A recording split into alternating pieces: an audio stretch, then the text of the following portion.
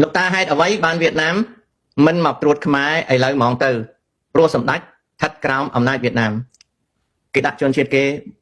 3-4 លាននាក់ហើយគេយកហ៊ុនសែនទៅកញ្ជះគេបានចាំបាច់គេមកត្រួតខ្លួនឯងបន្តិចទៀតកូនចៅគេធំទៅធ្វើមន្ត្រីធ្វើនាយករដ្ឋមន្ត្រីទៅហ្នឹងចៅឯងចាំតែស៊ីអាចបាត់ជើងគេហើយដូច្នេះហើយមិនបាច់បខំពេកទេហូជីមិញបានគិតទុកយូរហើយណាតកូលហ៊ុនក៏តោងជាប់ដែរព្រមអ្នកខ្ជិលដល់អញ្ចឹងទៅចៅឯងដេកតែពីអទៅបន្តិចទៀតហ្នឹងណាគេឲ្យចងខ្សែបាច់ជើងឲ្យគេហើយមិនបាច់ស្រ័យហៅទេគេមានផែនការគេពួកគេជាច្បាយអូខេប្រជាជនគេណា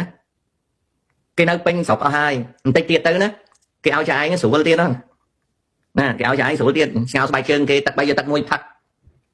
ណាឥឡូវនេះគេឲ្យត្រឹមតែថ្មពិលទេបន្តិចទៀតហ្នឹងគេឲ្យកាហ្វេថ្មពិលទេបន្តិចទៀតគេស្ងោស្បែកជើងឲ្យផឹកហើយកុំភ័យ